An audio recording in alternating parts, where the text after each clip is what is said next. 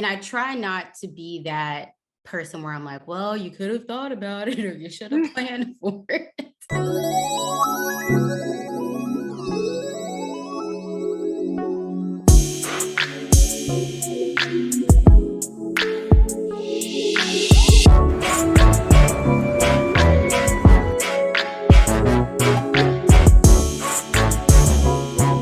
Hey, girlfriends, welcome to another episode of Girlfriends and Goals.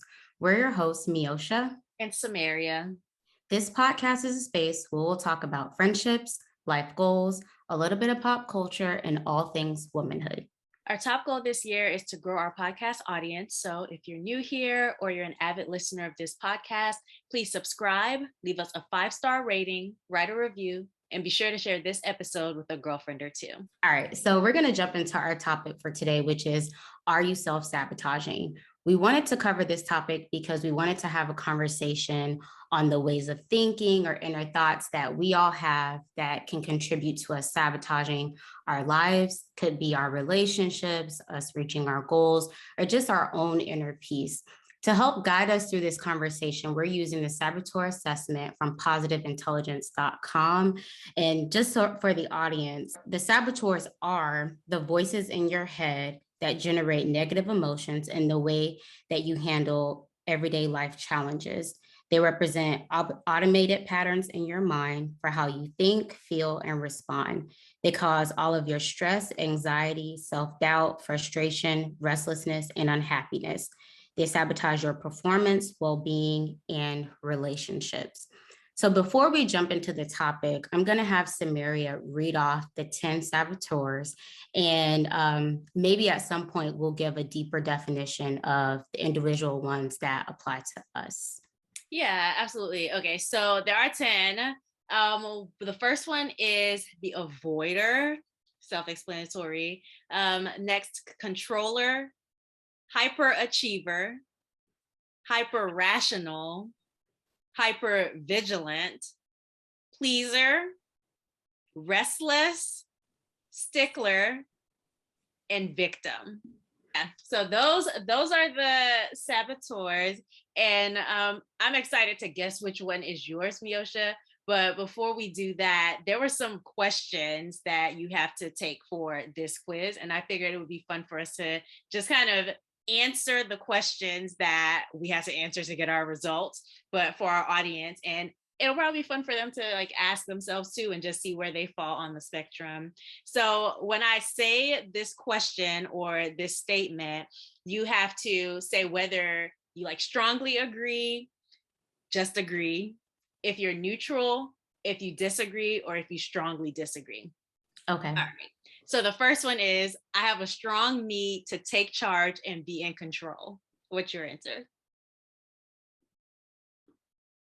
Yoshi, you're not supposed to think this hard. I know, I'm trying to remember the scale.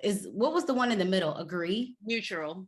Neutral. Okay, I'm neutral. Okay, I said agree. Okay.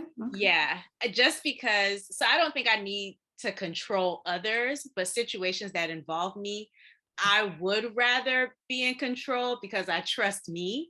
And if I fail, then I can blame me. So I don't need to be like the leader of every group I'm in or anything like that. But in interpersonal relationships, like, I'm sure you can see it with how we handle the podcast. Sometimes I'm like, okay. I think it works though, because I can be okay with not being in control if I trust that, okay, the other person can get it done. And then I like to give people room to not fail, but just see how it goes. Like before I jump to thinking like, oh, this person can't handle it, as well as like people have different expertise and that they can bring to the table. So if it's something I feel like, oh, this person is really great at it, then I can be okay with not being in control. So that's why I'm neutral. Okay, so the next thing is, I measure my self-worth mostly through my achievements. Agree. I said neutral on this. That's interesting. We'll come back to that. All right. When things go wrong, I tend to stay upset for some time. Agree. I disagree. Okay, I am hyper vigilant and always on the lookout for danger. Strongly agree.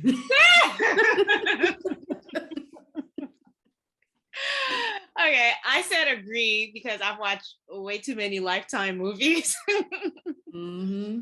Okay, I am often annoyed by flaws and faults with others. Disagree. Okay, I'm neutral on that. All right, pleasing others and having them like me is very important to me. Strongly disagree. Okay, I'm neutral. Okay. I avoid dealing with conflicts to a point where they fester and become real problems. Neutral. Okay, so I said disagree. Mm. Yeah, I think that's a recent development in my life. Yeah. Hmm. Status and my public image are important to me. Neutral. Okay, I said agree. Mm. Yeah. Is there a reason why you said neutral on that? Well, I just feel like your status, it's tied to how people view you and their opinions. It's kind of tied to the pleaser. And I feel like if Mm, I'm neutral on that, it would make sense that I would be neutral on, I guess, my public perception. I don't know. interesting.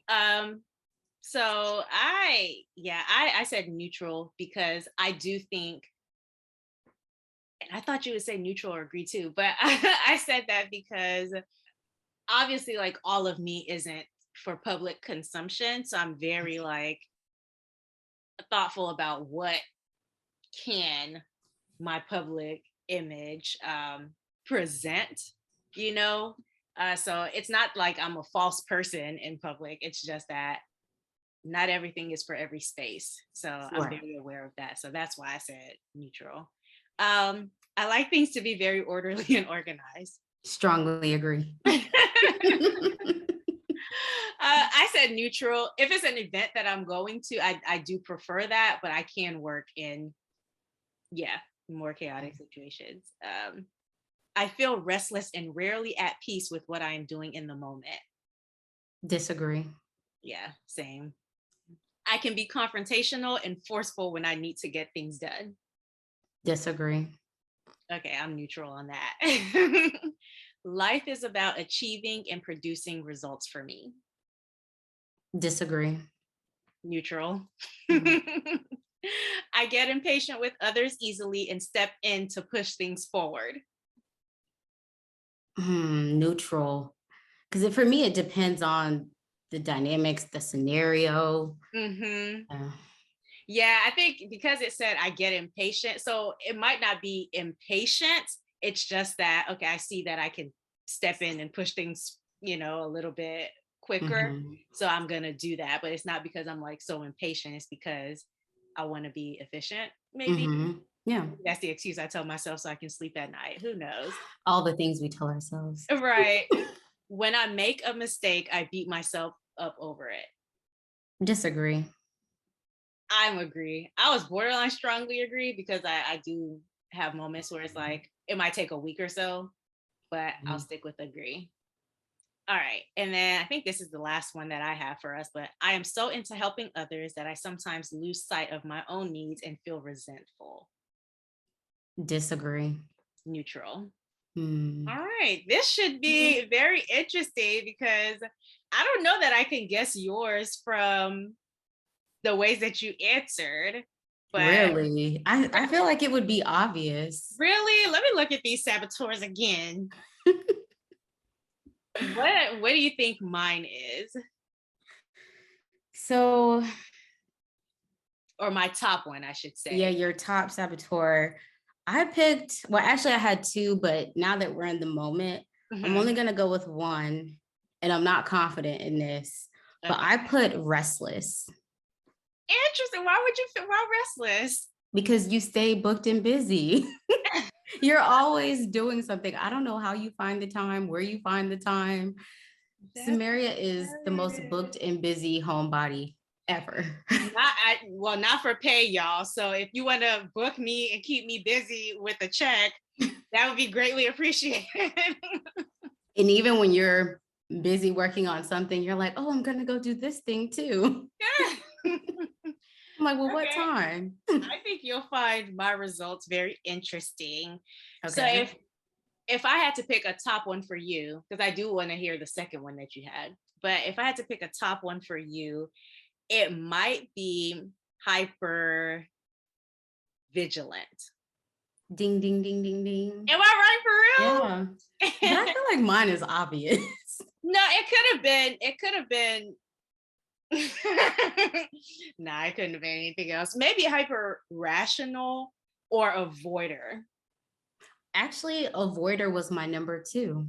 Yeah, I Yeah. can see that. I can definitely see that. I So don't I don't think I have an avoider conflict style, but yeah, I am very aware of like the situation and who the mhm, person is that will determine if I'm going to avoid something. yeah. Yeah. What did you think my second one was? I put pleaser. Interesting. Okay, so it was not pleaser was not my first, but it was my second. Okay. And I Okay. feel like we need to get into these a little bit more because I can't have people thinking I'm just out here trying to people please. Okay, so your top one was hyper vigilant. So I'll go ahead and read what that is. What was your top one? Oh, controller. Mm, Controller. Yeah. okay. So I'm surprised you didn't think that, but I No, think I hide restless control. and pleaser were my top two for you. The funniest thing is that restless was my lowest. Houseway. Do you want me to answer how before we get into what these things are? Sure. Okay. So I don't think I'm restless, so I think this is accurate, but it's not that I feel like I always have to be doing things because I'm Hmm. very capable of just sitting and relaxing. Like, we've talked about in the podcast, I do have like one day a week where I will not do a thing, you know? Hmm. And so it's not that I feel like, oh, I'm bored with this, so now I have to do something else. I think the reason why it seems like I'm very occupied is because I'm in the process of building a life so that I don't have to work much in the future, so that I don't have to, be a busybody. So yeah, I think I'm very much in the building phase. We've talked about this before. I'm very much in the building phase. So that's what I'm doing. But it's not because I need to be doing something. It's because I'm like, oh, I'm about to set myself up for something better. That's all. Okay. Time will tell. Ooh, God willing, I'm still around. not her being skeptical of my explanation. once she's built, if she can be still. Yes, I feel like I can be still. You really Yeah. don't think I can be still? I don't know. I feel like you're gonna get to that phase and be like, oh, I'm gonna go do this thing and this thing and this thing, which I don't think is a bad thing. I think it's great. Um, I just think that once you get to that phase, I see you taking on more things and doing something else that piques your interest at that time. Yes. So I do have a few different interests. And I'm always, willing to explore like, oh, what is interesting to me right now? And, Mhm. it's a part of like being fulfilled and feeling like I'm here for multiple purposes. Like, I don't think anybody's just here to do one thing. And so I'm very interested in the ways that I'm evolving as a person Mhm. and like what things might interest me today but won't tomorrow, and what things might interest me tomorrow that don't today. So I am very like in tune with where my interests take me.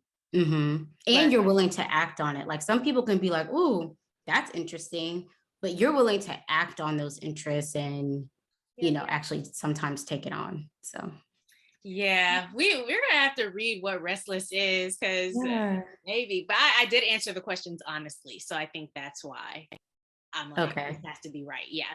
Okay. So your first was hyper vigilant, which Mhm. says continuous intense anxiety about all the dangers and what could go wrong. Vigilance that can never rest. Talking about Mhm. me being restless. Listen, we both restless up in here together. Okay.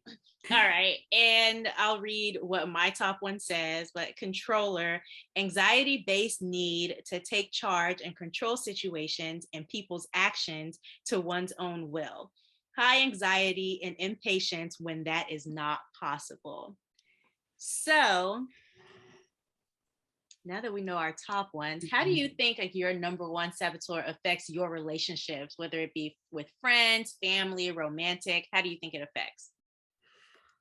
I think for me, it affects my close relationships because I can tend to expect that people will, I guess, have a certain amount of awareness or planning, thoughtfulness, thinking for the future. Okay. And when they don't, I know I can find myself having little patience or even being highly annoyed, especially if it's in a situation that affects me. Um, and so, yeah, I guess to a certain extent, I expect for people to be like me in that way, and not always for my benefit, but also for their own benefit. Like, I Mhm. don't like being on the sidelines when things are going wrong or left for someone close to me. Yeah. And then if it's a situation where they could have planned for it or thought about it, I think that affects me sometimes in, I guess, my level of understanding and patience for the situation or whatever is going on. Yeah. And I try not to be that person where I'm like, well, you could have thought about it or you should have planned for it. However, uh, another way it affects me is if they expect for me to be the fixer. So because I am that person who's Yeah. known for, you know, being a pretty good planner, not extreme planner. Like I'm not one of those people who actually carries a planner around. I Right. actually rarely write things down. But it's when they expect for you to somewhat kind of clean up the situation and help them, which I don't mind. But if it's a situation where I've encouraged them, like, hey, you should think about this or what about that on the front end, because I know I'm saving myself work on the back end. And Okay. so I think I'm aware of that part of my personality. So usually how I try to handle situations is by keeping my mouth closed Yeah. and not being too judgmental and focusing on what could have been done. Hmm. I will say though, if there's a situation in the future, I may say like, okay, well, could we do things XYZ way so Hmm. that it's not like whatever a few weeks or a few months from now, especially if I'm being affected by it. If it's your own business, I let it be. Yeah, I think you have gotten a lot better at like letting people's business just be. Yeah. So yeah, I would agree. Super, like you're not you not to say that you don't take risks, but if you're taking a risk, you have thought about like literally everything that could come with taking that risk, you know? So, And especially if there's other people involved, yes. because I feel this sense of weight and pressure for it to be right. And Yeah. if I'm bringing people along a journey or process with me, then I feel like, okay, well, I need to do everything within my power. It won't be because I was being lazy about it. Yes. It'll be because, okay, something was really out of my control. Hmm. Okay.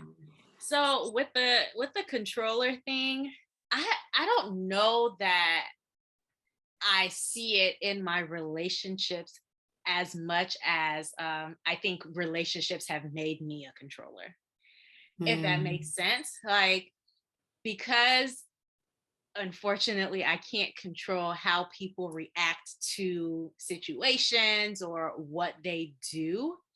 Uh, I feel like I have to have ridiculous control over things that involve me, you know? mm, And so it's like, it's almost my way of planning for people not being able to be controlled, you know? And I think it affects who I bring into my life. Like if you're a wild card, we can be cool, like I'll be cool with anybody, you know, but if you're a wild card, I don't know that I can have you close to me. Like I like to control how much of my information and my life is out there. something happened recently where it seemed like someone who I was confiding in was like sharing little things with someone else. And maybe to other people, those little things were just that, little things. But to me, it was like, okay, we can't have these conversations anymore Mhm. because those little things are huge to me. And it makes me feel like I don't have a sense of control over who knows this about me. Mhm. So yeah, so I think just knowing how people are has made me more of a controller. And I think it affects who I bring into my life and how close I allow certain people to get. Yeah. Gotcha. Yeah. I think and I tend to the people closest to me are people whose behaviors are predictable. You know, like I sit here and talk to Miosha and I'm like, okay, if she has these options before her, I know she might pick one of these two. Mhm. And I can kind of predict how you would respond to certain things. That's my way of being a controller. And it's Mhm. just trying to guarantee as much security and safety for myself as I can, in Mhm. situations. So, yeah. Yeah, I actually have never thought about it from that perspective, but that makes sense that you wouldn't have people too close to you where they're like very unpredictable. Yeah. And I always say that Samaria is like the most sociable antisocial person Yeah. in that like we're kind of opposites in that like Samaria, I feel like is very sociable in public. And but I feel like more hesitant to bring people close. And then I'm like the more like, oh hey, let's hang out. Mhm. I have one of my closest friends now. We've been friends since 2014. So what's that, maybe 8 years or so? Mhm. Is my mathing? 14, 15, 16, 17, 18, 19, 20, 21, 22. Yep. 8 years. But I remember in our first few like months of knowing each other, she would say, "You hold your cards really close. Like, why didn't you share this with me? Or why don't you share that with me?" And I was like, "Oh, I don't know. I'm just a really private person." But of course, 8 years later, now I'm realizing you didn't really know her like that. And while you wanted to build a friendship with her, and while thankfully you have over these last years, like you don't know where she's gonna, like, she could be a wild card. You don't know where she's gonna take that information, how it could be used against you in the future. So I think that is why I was doing that. So Yeah. So what was your lowest rated saboteur? it was And Restless. hmm, I don't know. What was yours? Mine was pleaser. I can see that. I can see Yeah. that. So let me read out the pleaser and the restless so that way people have an idea of what we're talking about. So pleaser indirectly tries to gain acceptance and affection by helping, pleasing, rescuing, or flattering others. Loses sight of own needs and becomes resentful as a result. Definitely not you. That's right. Yeah. Restless, constantly in search of greater excitement in the next activity or constant busyness, rarely at peace or content with the current activity. So let's start with the pleaser. Okay. And And then we'll see if you want to change your feelings about me being restless. Yes, I am upset. No, I'm just kidding. um, but yeah, so I think for the pleaser, I wasn't surprised that that was my lowest rated saboteur just because I feel like it just doesn't resonate with me to be in this like constant search of like making people like accept you, especially like putting yourself on the back burner. Yes. And I think the reason it doesn't resonate with me is when I see people who have this saboteur either as their number one or their top three, Mhm. I feel like they always, by some type of way, are aligned with a person who is like hell bent on not being pleased. And so seeing that dynamic, I'm just saying, seeing that dynamic kind of makes me even more so like, okay, I don't want to put myself in the position of like putting myself second, third, fourth. People aren't Yeah. being appreciative. And then some people, like, no matter what you do, for whatever reason, whatever's going on with them, situations, they're very hard to please and maybe even critical, overly critical. So that I think even more so makes me like, well, I don't want to be that way Uh-huh. if they're connected. Like it's one thing if you're like maybe pleasing people and it's being reciprocated, Mhm. or people are highly appreciative of it. Yes. But I don't see that as much if a person is like really leaning into the pleaser. I think there's a pleaser in all of us. It's Yeah. just at different levels. Okay. So interesting that you said something about people having that in their top three, because this is number two for me. And Mm. so offline, I am going to ask you, who do you think are around who can't be pleased? I feel like I know your answer, but like right when I said that, it was like, okay, okay, cool. But I don't know that I'm trying to think if it makes sense that this is my second one. I think it does. I do think I enjoy flattering others. I am okay with helping others. I don't know that I do it to gain acceptance so much. No, And so I that's the part I where I'm think you like, do it out of necessity yeah, sometimes. Yeah. yeah, out of necessity. Sometimes I might want to, but yeah, a lot of times out of necessity, I think. And that's just been like the circumstances that I've been in for a pretty long time, where it's like, okay, I need these people to be pleased so that we have a well-oiled machine. Like pleasing has been a part of me being a controller, I think, in a Mm. lot of ways. And so that's probably what's coming up. Yeah, I don't mind gaining acceptance and affection from others, but I Mhm. don't know that that's my intent. I think it's just making sure, like, okay, if you're pleased, then I have a little bit more control over what you will or won't do. So So you keep them happy. yeah, in a way, like I try if I can. Obviously, if it does compromise my own well-being, then there are conversations that we need to have. You know, and Mhm. I'm not afraid to have those conversations. But generally speaking, it's like, okay, if you're happy with this, then that's one less thing I have to worry about, or one less Mhm. issue I have, pulling me from what I need to be doing. So yeah, Gotcha. that's how I feel. What was your second? Avoider. Oh yeah, oh, wait, okay, that's right. You Mhm. did say that. So I'll go ahead and read that, and then maybe we can share like what our third ones were, just so we Mhm. can have them. So avoider, focusing on the positive and pleasant in an extreme way, avoiding difficult and unpleasant tasks and conflict. Do you think that suits you?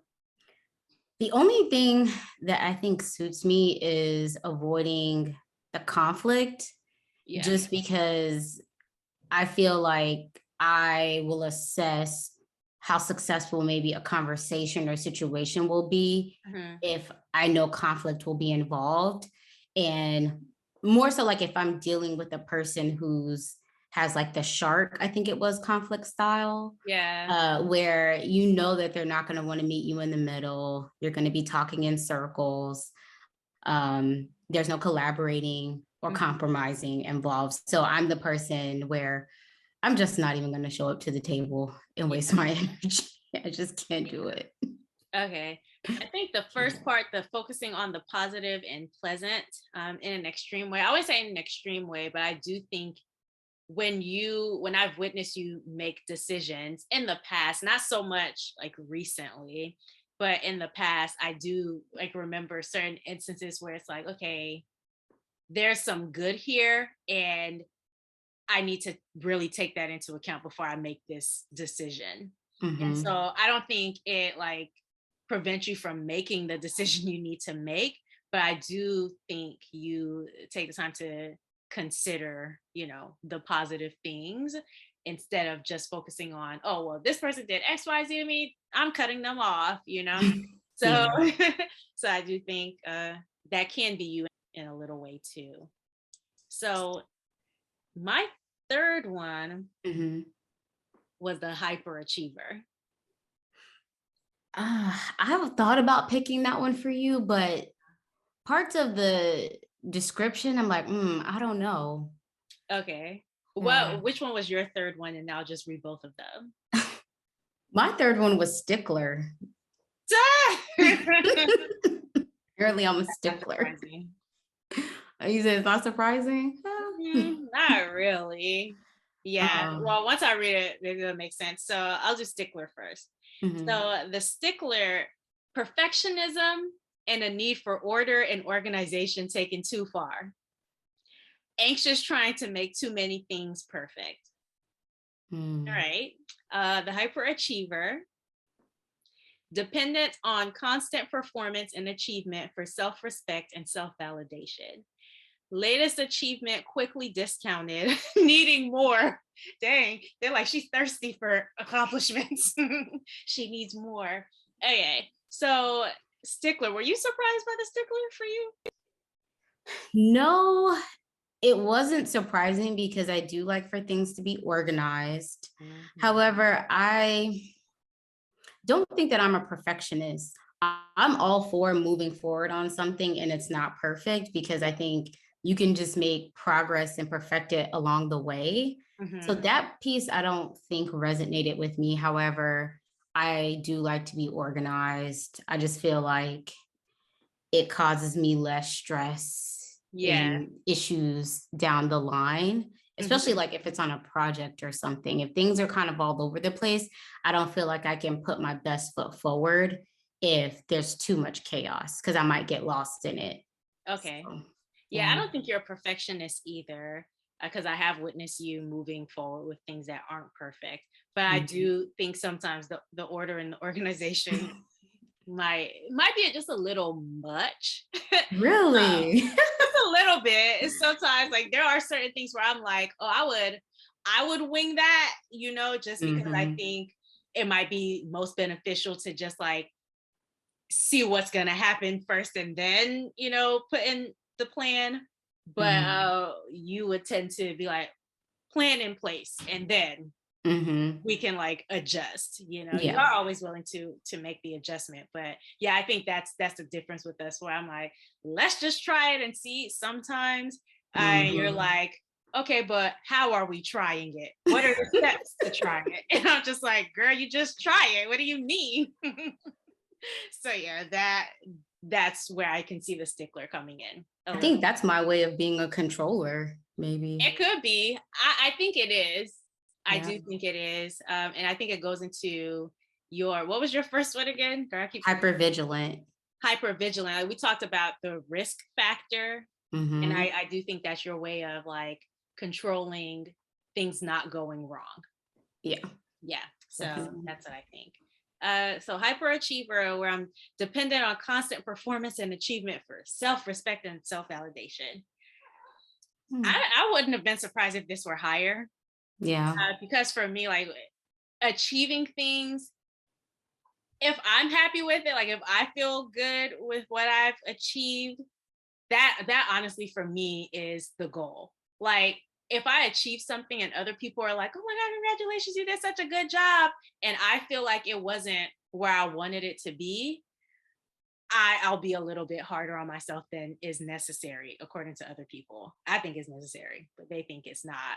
And I do like achieving things. Like, once I check off something, I do like going into achieving something else. I think that's what you interpret Restless. as restless, but it's not, because it's not that I'm looking for excitement. It's just that I have things that I want to accomplish. And I'm like, damn, we did that. What's next? So it's a Mm. difference. She keeps trying to make me restless, y'all. I'm Mm. not restless. Okay, you're not. But yeah, so hyperachiever, I wouldn't have been surprised if that were like my second one. Actually, I think so. The numbers. So I had like a 6.3. Okay, I had a 6.3 for controller, a 5 for pleaser, and a 5 for hyperachiever. So they were tied. I'd Even though that agree. makes sense to me. Yeah, that Mhm. makes perfect sense to me. What were your numbers? Oh, my hypervigilant was 5, avoider was 3.8, and stickler was 3.1. So avoider and stickler for me were basically equal. Yeah. Yeah, that's it. Why is my top number so high? Why is it a 6.3? I don't know. Yeah, that's interesting. Okay. So I'll ask you this last question. Are there any saboteurs that you would notice in a person that will cause you to avoid them, or you'd be less likely to pursue a friendship? Probably hyper rational, just Hmm. because I'm assuming that they don't take emotions as seriously. I have someone in my life like this, and I'm just realizing, okay, they're just different from me. It's not someone who I'm gonna kick out of my life. It's Mhm. just that when I'm having conversations, I'm aware, oh, this person is hyper rational. So they might not take into account all of the feelings that might come along with this. So now it prevents me from getting frustrated when I bring something to them and they're like, Mhm. "Oh, you just handle it like this." Like they're giving me a formula and I'm like, "What? No, I don't want a formula. It's feelings." Like I feel Mhm. stuff, like what about those? So that might be the one that I would be aware of. And if it's not like a family member or someone who's already in my life, they might just stay an associate. How about you? For me, this is surprising because it was actually high up on my own. Stickler. Really? Yeah. And I think for me, it's the perfectionist part of it and needing, I guess, for everything to be perfect. Hmm. I don't think I would gravitate towards someone or maybe want to be in a very close relationship with someone like that, just because I don't want you being overly critical of me. Like, give me grace. I'm not perfect. You're not perfect. Life isn't going to be, situations won't be perfect. So Mhm. I don't know that piece of the stickler, I probably wouldn't pursue in terms of like friendships or close relationships. Got you. Yeah. I might, but I would be like, okay, you need to calm down. Like, there's no, there's Yeah. no reason for you to be acting like this. Relax. Depends on if it's under control or not, and if you're able to keep your thoughts to yourself. Oh man. Well, thank you guys so much for tuning into this episode of the Girlfriends and Goals podcast. You've heard our thoughts on this topic, but we'd love to hear your thoughts as well. So make sure you follow us on Instagram at Girlfriends and Goals podcast, where we'll continue this conversation over the next week. If you haven't subscribed already, please go ahead and do that now. We'll leave all the information that we talked about in the show notes. So make sure to check those out. Until next time, bye. Bye.